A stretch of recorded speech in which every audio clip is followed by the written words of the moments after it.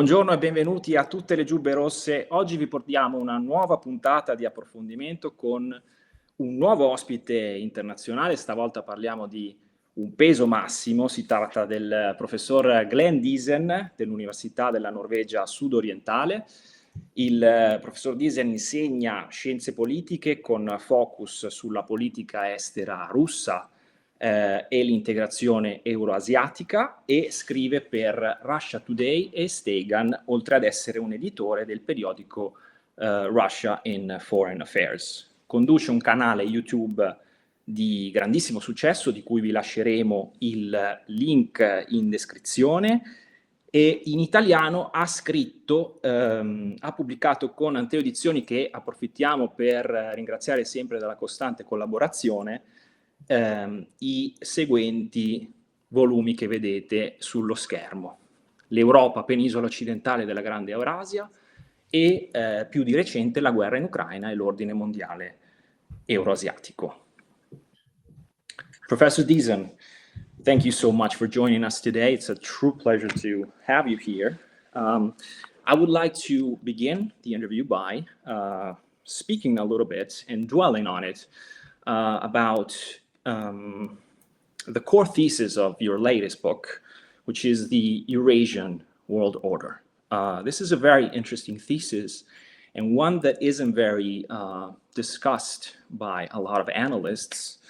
While most critics of the current war of Ukraine justifiably focus on more tangent and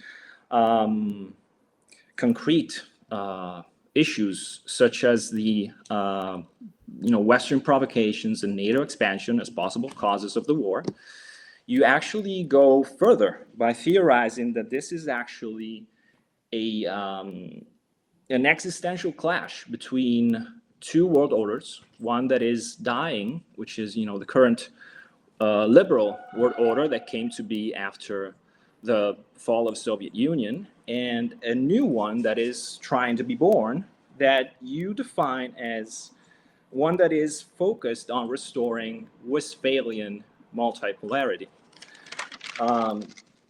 Now, the Peace Treaty of Westphalia was signed in 1648, correct me if I'm wrong.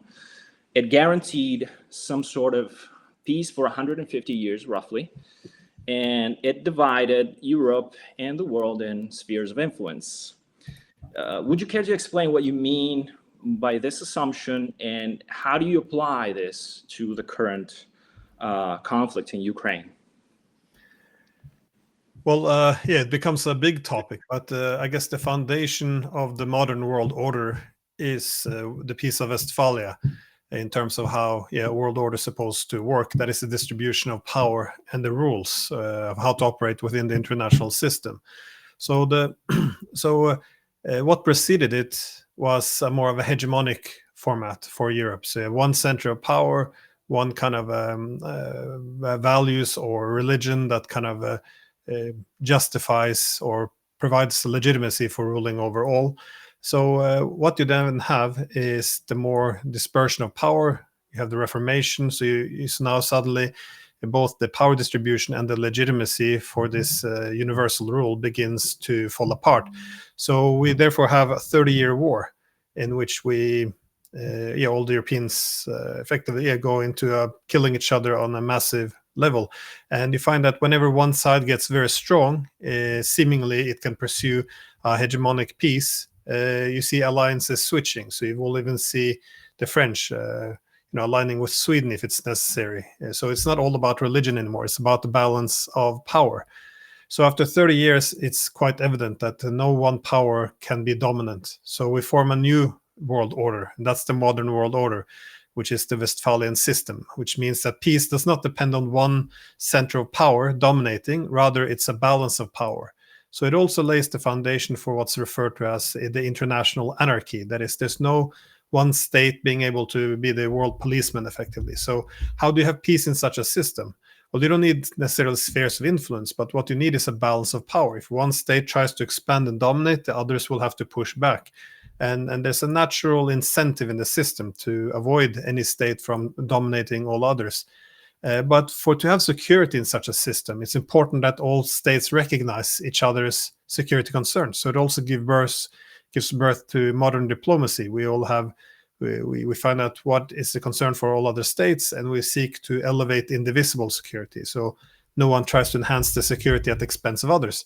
It's not a perfect system, and indeed there's a lot of problems going forth. But this is seemingly the best or only option available. Now, what I argue is that the amount of great powers in the international system gradually began to decline. And at the end, after World War II, you only were left with two states, that is the United States and the Soviet Union. And they carve up the world between them and begin to compete for influence. When the Soviet Union finally collapses, you're in a very unique position in world history. You're only one center of power. So the big question for the Americans after the collapse of the Soviet Union was, what kind of world order do you want? Do you want a Westphalian system where we have many centers of power? We recognize the diversity, and all states kind of has to recognize there's a balance of power. Every state has their distinctive values and interests, and we have to have diplomacy in terms of preventing one side from increasing their security at the expense of another. That's plan A. Or plan B, we try to have more or less our new Holy Roman Empire. That is a new global hegemon, which can then dominate with the legitimacy of representing universal values. This is, of course, what we refer to as liberal hegemony. And this is the model that the United States went with. Now, I argue that the problem from the beginning was that under a hegemon, over time, it will exhaust its resources. It will begin to transfer resources from the core to the periphery. So the US would go further into debt, which they have. This would lead to economic inequalities within, social instability, political polarization, which it has. And the second second issue is that the rest of the international system will begin to move towards an equilibrium. That is, they will start to collectively balance the US. So the Chinese, Russians, Iranians, Brazilians, Indians, they will all have an incentive to work together to balance the United States. So come up with their own technologies, their own industries, their own transportation corridors, banks, currencies, to make sure the US power is limited. And this is... And I'm linking this to Ukraine because NATO expansionism was the manifestation of the liberal hegemony, or the hegemonic peace. That is, instead of having a Europe where we recognize Russia as the largest country in Europe should also have a seat at the table, we said, no, we don't have to have recognizing their security concern as the foundation of security. We will instead have the collective West under US leadership be so powerful that it doesn't matter what the Russians think. Well, this is NATO expansion, and this is what happened. And Ukraine was always the red line, one that would break the back, or one the Russians would have to respond to. So it's really become a battle of civilization, of world orders. And again, if the ideal for the Western states is defeat Russia, restore this 90s hegemonic era in Europe, and then of course go after China. For the Russians and most of the world, the reason why they don't want to put sanctions on Russia is because they don't want to go back to a unipolar world. They want multipolarity, where they have certain political autonomy, and they don't all have to live under the thumb of the United States. And this is the wider context now. The US is putting sanctions on the whole world if they don't fall in line, and you see the opposite happening. They're trying to divorce themselves more from the United States. And I call it the Eurasian world order because the main states who are pushing this are the Eurasian ones: Russia, China, and so this is the basic idea behind it. Would you say that the triggers for the Ukraine war were NATO expansion and Western provocations, and the root cause is actually the clash between the two world orders? The one that is dying and the one that is trying to be born. Yeah, and I use that. I cite Gramsci because he has this quote where he recognizes that the world is changing. Now, if the old world is dying and the new one hasn't been born, you're kind of stuck between two world orders. And this is kind of the problem, because this is why the problem in Ukraine is so deep. It's for the Western countries, they want to restore the unipolar global hegemony of the political West, while the rest of the world wants multipolarity. So there's a lot at stake here, which is why they're willing to risk almost everything, including nuclear war. It's yeah. existential. Would you say it's existential for both parties? Well, it's existential for the world order. I think I made the point that I think the Europeans could do quite well in a multipolar world order, but they would have to act accordingly. That means in a multipolar order, you have to diversify your economic ties. So what the Europeans should have been doing is reach out, get some good trade relations with the Russians, the Chinese, the Indians, and again, have good relations with the US, but not so much. You don't want to be more dependent on the US under a multipolar system, because in a multipolar system, the Europeans are trying to do whatever the Americans want. So America will stay here and continue this partnership. But for the Americans, how do they adjust to multipolarity? Well, they have to recognize that they can't be everywhere at all times, and they have to focus on certain region. Europe is not that important anymore. They want to go to Asia. So at this point in time, Europe failing to adjust to multipolarity, but trying to recreate unipolarity. So we're hanging on to America, which wants to leave Europe. So we're isolating ourselves from important centers of the world, be it Russia, China, now India as well, Iran. And meanwhile, we're betting everything on America, which tells us we don't want to be here. So Europe is destroying itself because it's not recognizing that they're pursuing unipolar policies in a multipolar world. But again, multipolarity can be an exciting opportunity for Europe. This is a time when China's rising. We could, connect the Eurasian continent. We can have a close partnership, new technologies, but instead we see it as a threat. And the reason it's a threat is because it challenges the former dying unipolar world order. Right.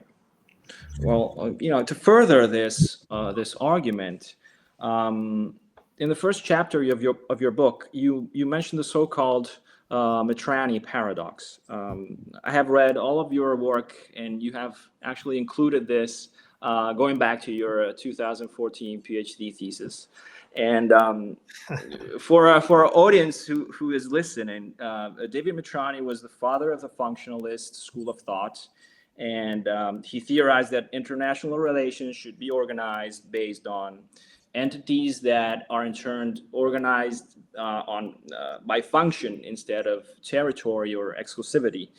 And he was a staunch opponent of European federalism, and especially in terms of security interests.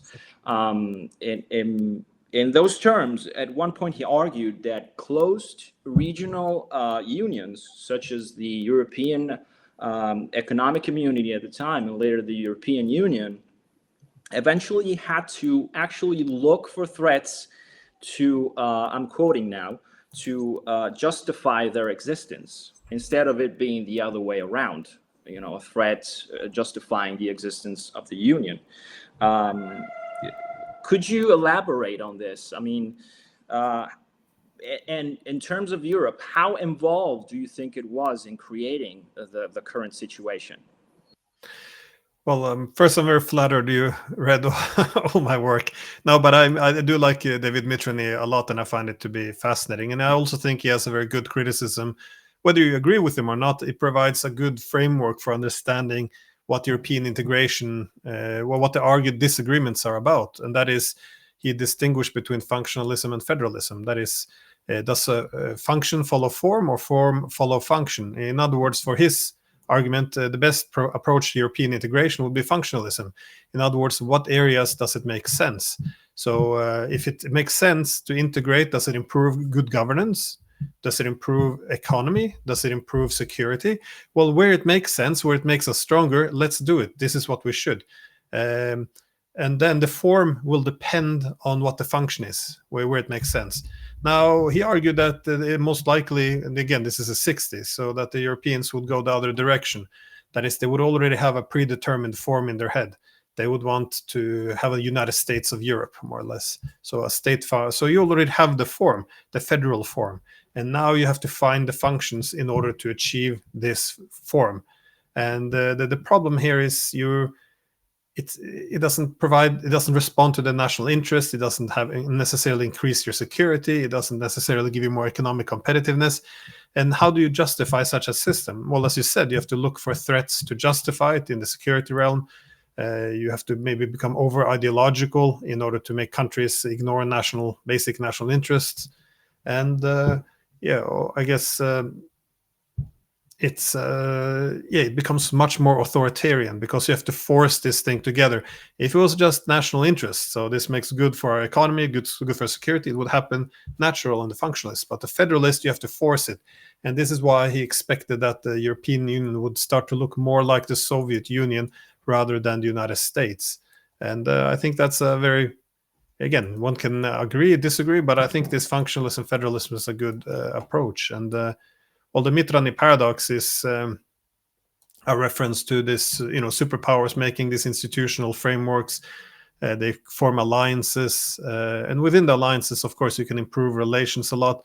But what happens is you get larger and larger units of power, and as the units of power gets larger, they also become less flexible. They're less capable of finding common cause with the other external powers because the complexity within them, and also they often depend on having a common enemy. So and you see this in alliance systems. If peace breaks out, often you don't have a reason anymore for this format. Again, if you look in the 1990s, what happened to NATO? They saw, well, NATO was built to confront the Soviet Union or balance it. Well, the Soviet Union is gone. The main crisis in NATO was, well, what justifies having NATO now? We need a new reason to exist because it provides stability between us. We have to expand, we have to do humanitarian interventionism, and they said this: we have to get out of area or get out of business. This was the general idea. So you have to find, you already decided on the form, so now you will look for a purpose to exist, a function. And for me, this is a recipe for disaster. Again, people can disagree with it, but then at least it's a nice framework to look at why we're disagreeing, if that's the case. In 2008, I think it was, there was a security convention in European-wide in Germany, and Dmitry Medvedev at the time, he was talking with Angela Merkel, and he actually proposed a common European security framework for all of Europe. And of course, he wasn't listened, and Europeans went a different way, obviously. Why do you think that is? Why do you think that Europe continues to rely on organizations, and has historically relied on organizations that exclude Russia in terms of regional security? I think it's mostly about power. It's an unwillingness to pursue indivisible security. That is, keep in mind that the alliance systems we had in the Cold War, everything was shaped in zero sum. If one side is weakened, the other side seemed to gain. And so we always had this ambition that perhaps, again, under the Westphalian system, we need to have indivisible security, where we elevate our common security. Well, we began to discuss this in Helsinki in 1975 with the Helsinki Accords. And then when the Cold War was declared over in 1989, we formed this Charter of Paris for a New Europe, which we also said, okay, no more dividing lines, and we have to have indivisible security. Again, in 1994, we formed a security institution, inclusive one, including the Russian, which is the OSCE. Again, no dividing lines, and we have to have indivisible security. Well, not one side enhance its security at the expense of other. But what happened was the Russians were weak, the Americans, and then increasingly the Europeans wanted a hegemonic formula for security. In other words, we don't have to take into consideration the Russian security because we'll be so powerful. They will be surrounded by NATO, as Madeleine Albright said, that it doesn't really matter if they are provoked. So I think the Russians thereafter, they tried many things. They asked both Yeltsin and Putin, maybe we join NATO? No. And then Medvedev said, well, can we have a pan-European security architecture? NATO can still exist, but have to operate under this umbrella to mitigate the security competition. Well, this also goes against the principle of hegemonic peace. So we say no. The Russians then suggest, what about the EU-Russian Union to avoid the zero-sum dynamic and bloc politics? No. And then, of course, when it came to Ukraine, the question was always, will they accept Ukraine as a bridge or as a front line? And from their perspective, they had that answer. They got their answer in 2014 when the Russians and Ukrainians proposed a trilateral agreement. That is EU, Ukraine, Russia, and the Europeans said no. Ukraine will choose. And when they chose wrong, we toppled their government. And this is when war began. Right. Well, speaking about more pressing and concrete, immediate concerns, I would like to know what is your take about the Trump administration. I mean, they have certainly shown to be, at least in words, more open-minded and pragmatic than their predecessors. I have a quick clip here that I took the liberty of taking from your own YouTube channel. You had a talk with George Beebe, who is a former CIA analyst, and you talked a little bit about Trump with him.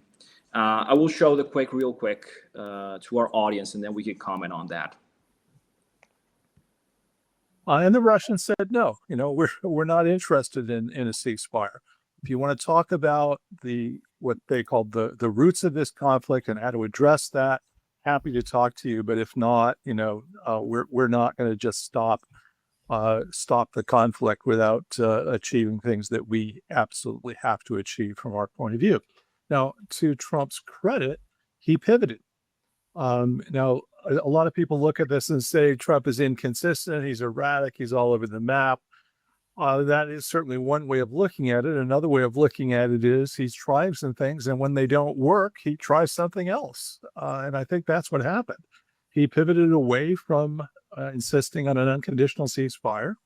And he said, okay, you say you're willing to engage on talks about the roots of this conflict. Let's do it. Do you think Trump could be a proponent of a different geopolitical stance or strategy for the U.S.? And can the U.S. really afford it at this point? Considering that it is, at least under the financial aspect, I wouldn't use the word decrepit, but I think maybe it's adequate. Yeah, decrepit might be a good word.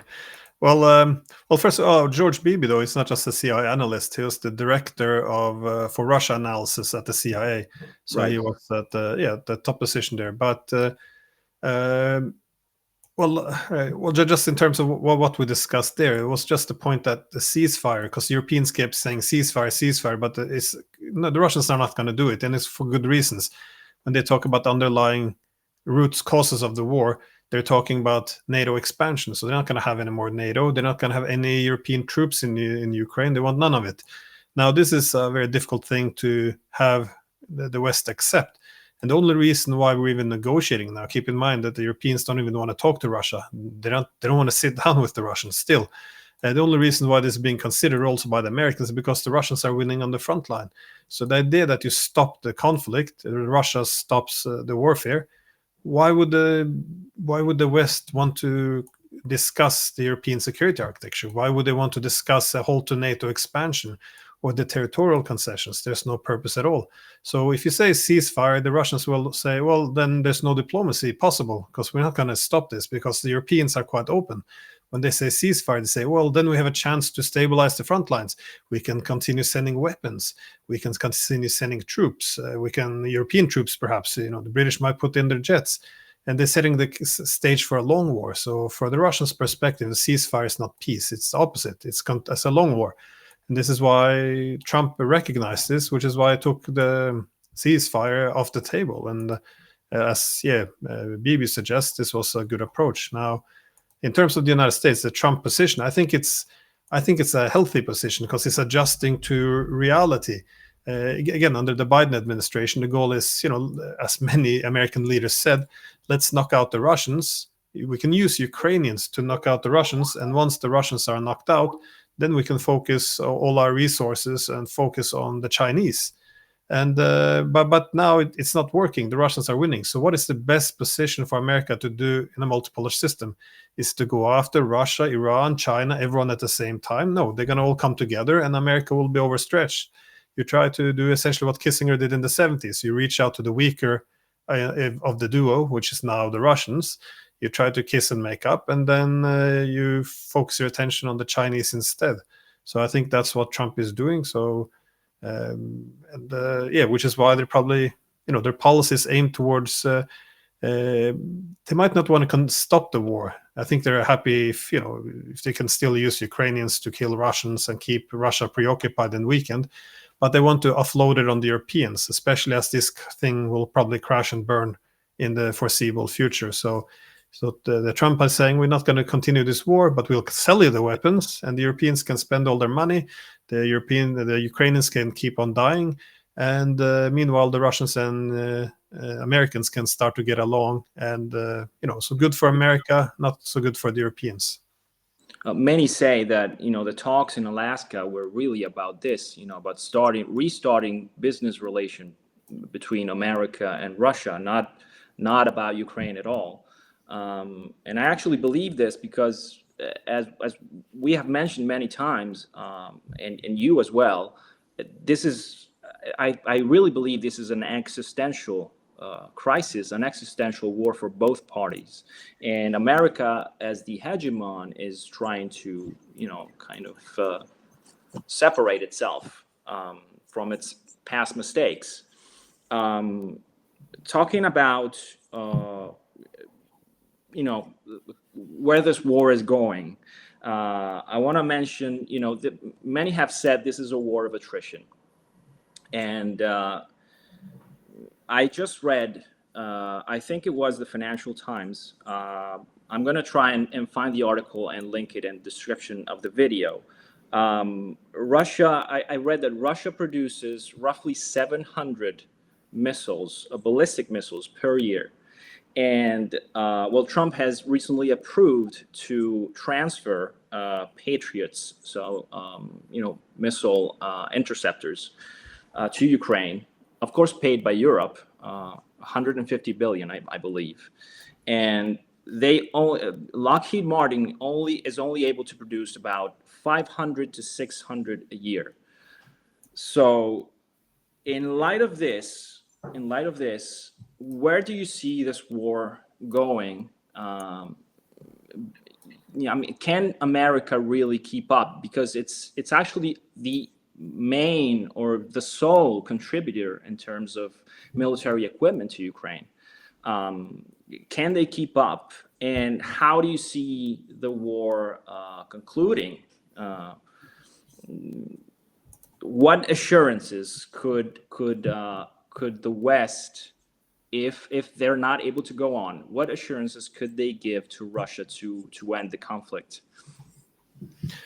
Well, at least that's the right question, because when the war is now being lost, the only question they ask is what the security guarantees can be given to the Ukrainians. But keep in mind that the Russians, we also have to do what we do not like to do after the Cold War, which is also discuss the security concerns of our opponents.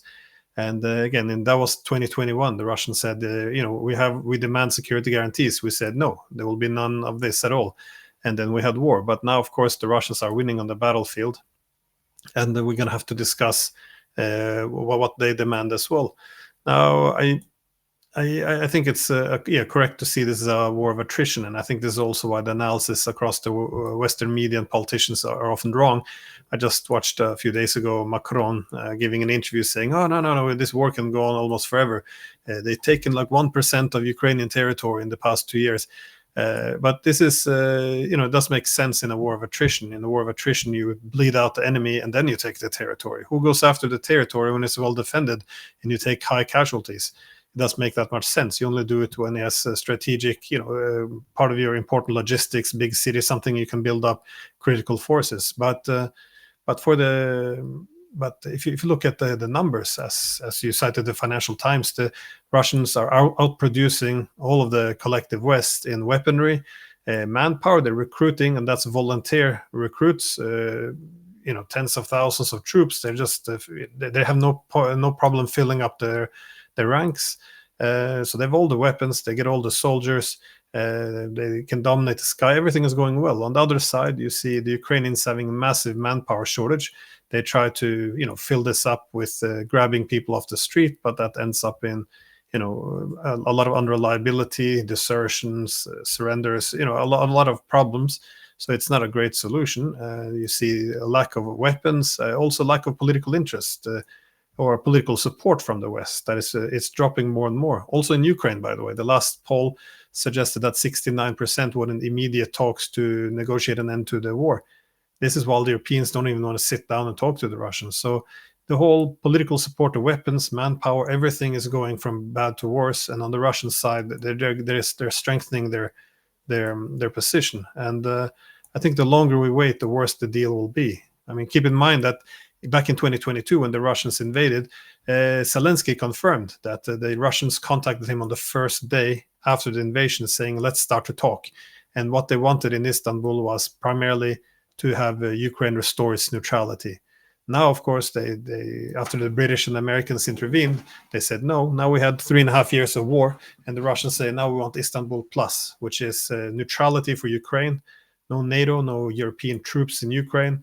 Meanwhile, we want the territorial concessions, these territories which they say Ukraine, well, they liberated, they say, which means it used to be part of Russia. Now they say you don't have the right anymore to rule over these Russian speakers because of the abuse. And also, we can't allow this territory to possibly be used against us in the future.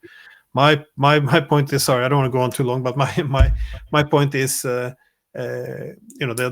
former advisor of Zelensky, Arostovich, he was making the point that yes, we'll lose 4 regions, but I think we should do this. And the reason isn't because it's the great to lose 4 regions. It's because the alternative isn't to get everything back. The alternative is that they will lose 8 regions, because if the West doesn't accept a neutral Ukraine, what would you advise Moscow to do if the rest of Ukraine might drift into NATO's hands? You would strip it of all strategic territories which can be used against you in the future. Yes.